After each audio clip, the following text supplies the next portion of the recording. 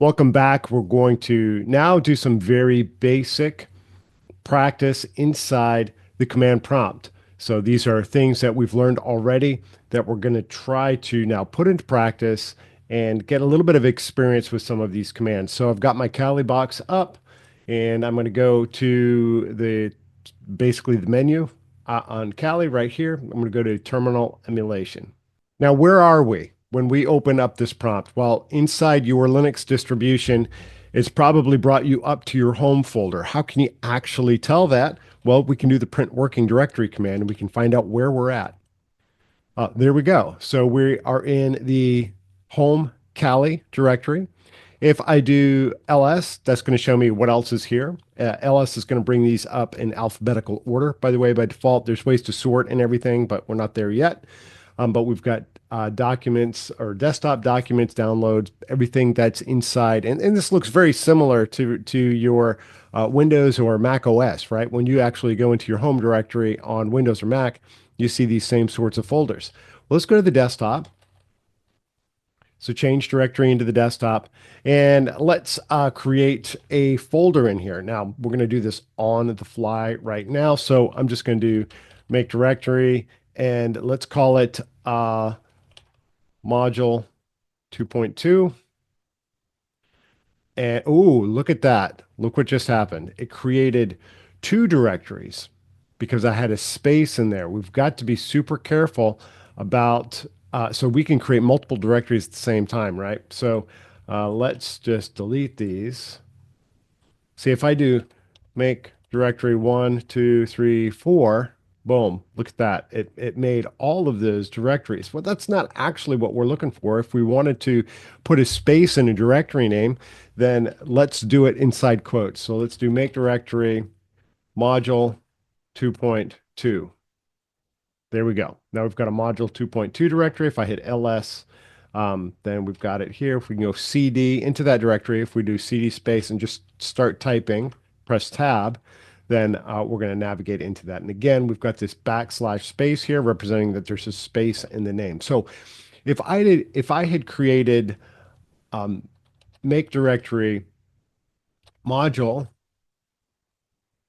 2.3, um, doesn't look like that actually worked. Oh, actually, I did. It did work. It created inside module 2.2 because I'm inside module 2.2. So it is there. If I go in here, then I can see module 2.3 is there. Okay, good. Remove directory, module 2.3. Hmm, interesting. Now, why didn't that work? Again, we've got a space in the name. So rmdir module 2.3, and now it's gone.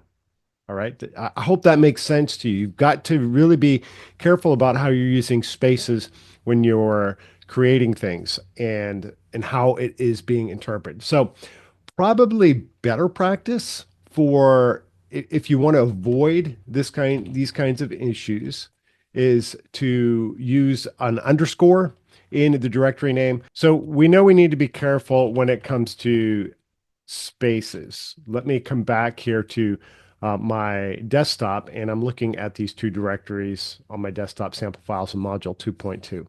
So what do we do if we actually want to rename module 2.2? Well, move command is a great way to do that. We could actually do move module 2.2 space, and let's call it module underscore 2.2. Let's try that. And look at that. It renamed it with an underscore. Now, if you noticed when I was typing that in, how it ended with a slash right here. Basically, um, that's going to be, all of the contents and everything are going to be included. And that's saying this is a directory, ends with a slash. So that's why that happened. See how this slash was a backslash and the other slash was a forward slash. And you need to know the difference, okay? Backslash, top left to bottom right, forward slash, bottom left to top right, okay? So we're inside our module. Let's get inside our module 2.2 directory. change directory into there. And now let's just practice some of the things that we've been learning. So let's touch a file, touch file name.txt. I'm just going through this just like it's in the instructions. Now we created a file name, right? And here it is. We created a file.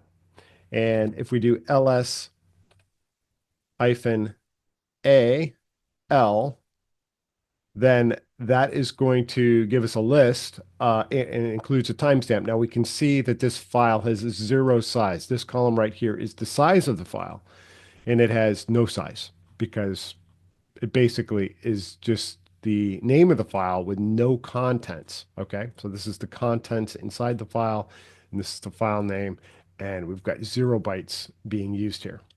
So let's make a directory and move this into it. So it's called make a directory, and let's call it my underscore files. So now I have this my files directory in here, and let's move this file into that directory. So let's move filename.txt to my files. And now if we go into my files, we see filename.txt in there. All right, well, that's great. So I did a change directory back. If you noticed, I'm back in my module 2.2 directory. Now, if I want to do remove directory, remove directory, let's do ls. I've got my files. Let's do remove directory, rmdir my files. Boom, failed. Why did it fail? Well, it's not empty. So we can't just remove a directory like this.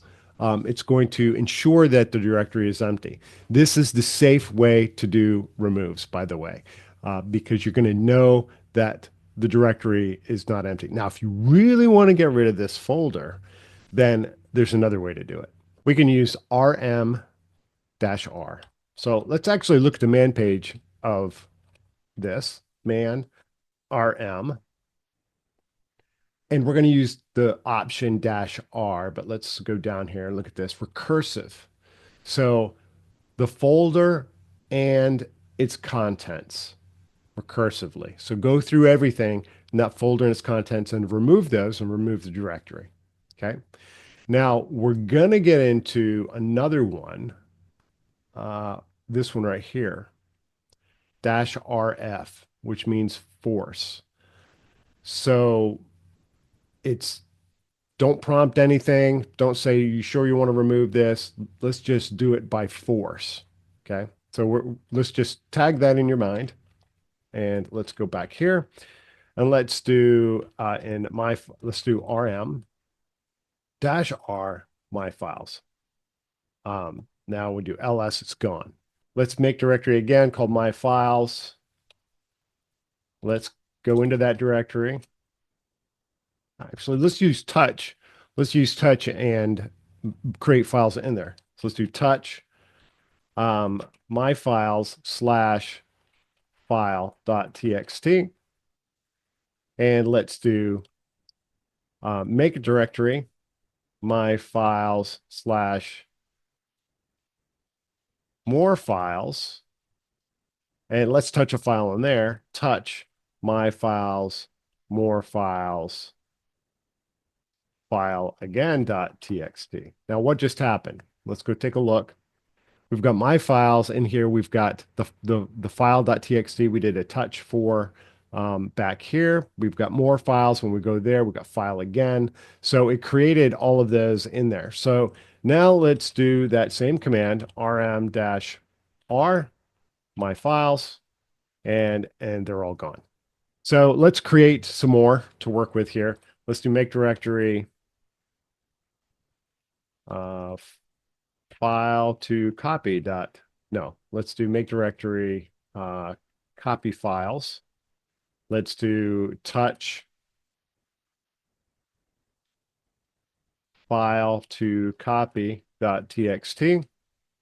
We're going to copy this file into the copy files directory. So let's go CP, excuse me, CP for copy, file to copy, and let's put it in copy files.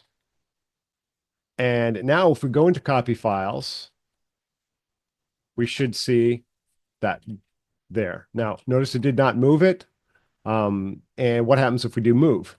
So I'm back in my module 2.2 directory. Let's do move file to copy files. Now, what just happened behind the scenes? Let's go take a look. We've got it existing in here, 828. We should have been paying attention to the timestamp. Let's do this again, and let's pay a little bit closer to the timestamp. So let's do, we've got 828. It's 829 now on my machine. So let's copy file to copy, and let's put it in desktop module 2.2. Wrong OS, Dana. Let's do CP for copy. And let's make sure we actually have the text file. File to copy.txt. There we go. All right, CD, back a directory. Okay, now copy file to copy is also here again.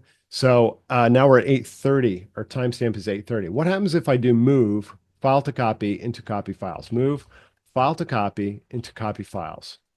Now let's go into copy files and let's do LSAL, and it says 829. The it does not look like it overwrote the existing file, which is super interesting to me. So what actually happened? Let's just do this one more time. Let's just make sure. ls, let's do touch file to copy.txt, and let's do move file to copy.txt to copy files. And let's go into copy files, LSAL. Okay, it is there. It did do the timestamp. I think my host time might be off just a little bit here from, or my guest time might be off a little bit from, I was looking at the clock on my Windows machine. So did look like that did that. So let's do CD back a little bit. And let's touch again, file to copy.txt. And let's go back and use the copy command again. And now we're at 8:31 timestamp. So let's do copy, file to copy into copy files. Let's do copy files, ls-al, and we've got 8:31 now as the timestamp. So move and copy overwrites the file if it already exists inside the directory. Okay? These are the sorts of things we want to make sure we understand how they work. Okay, let's do remove directory. I'm in copy files, so let me move back. Let's do remove directory, copy files, which should tell us that the directory is not empty. rmdir negative R for recursive, and let's see if that works. No, but we can use that rm command, rm-r, and let's do copy files. And now we've cleaned out that file. The only thing I have is the one in my current folder, which is the file to copy. And let's do rm file to copy. And now my module 2.2 directory is clean. Now, I mentioned rm-rf, and the reason we want to touch on this is it's a very dangerous command. You do not run that command unless you know exactly what you're doing, because it will blow away with force file and then make it even worse. The one command we actually haven't gotten into is sudo. Okay, super user do. That's sudo. Sudo, super user do. I used to call it sudo. And I think a lot of people do call it sudo, but it's sudo, super user do. Now, when you use sudo, you're saying super user do this. So if you do sudo rm-rf and you authenticate now, with the password, you're basically saying do this as root, as the root user, the most powerful computer, the most powerful user in the computer. And that can be a problem because you can accidentally blow away things that were not intended to be deleted. So um, there's a lot of caution around the rm-rf command. That one can be a little bit dangerous. But let me see if I can actually give you an example of how that might be used. What I'm going to do is I'm going to create a user in the system. Let's go users and groups. Let's add a new user and call it test. Oop, that's my Kali password. Let's call the user test. Okay. And password, I'm just going to say test. Okay. Oops, got to have 5 characters. Test one, test one. Should use password one. Password too short. Password, password. There we go. Okay, so we've got our test user created here. This will make a point in a minute, but let's just see if we can log out.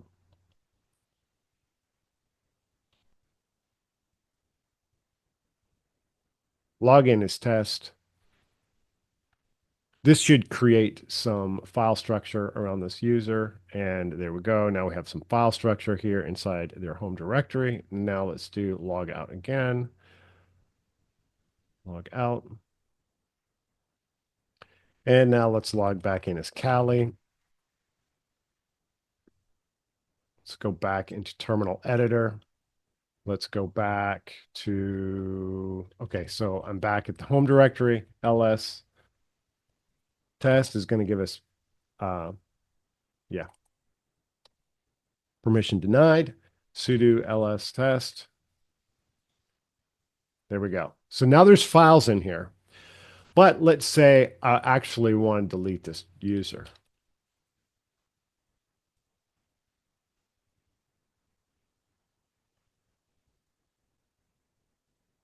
I'm going to say keep files, close. All right. So now let's do ls test. And it still says permission denied. And then I do, let's see, sudo ls test, and we see that everything is still in here. But I want to get rid of this. I don't want it on my machine. The user isn't in the machine anymore. I just want to get rid of all of this. How do I get rid of this? Well, this is where rm-rf would come into play. I can do sudo rm-rf and do test. And anytime I do this, I'm double checking. All right, I have the right name in here? Test. I didn't accidentally type Kali in here. Okay, that's good. Let's make sure that's right. Now press enter. And boom, now test is gone. So that is a use case where rm-rf might be used to get rid of an entire directory. Okay, that is it for today's session 2.1, 2.2 of the Linux command line. I hope this helps. Let me know if you have any questions and or feedback. Thank you so much for being here. Have a great day.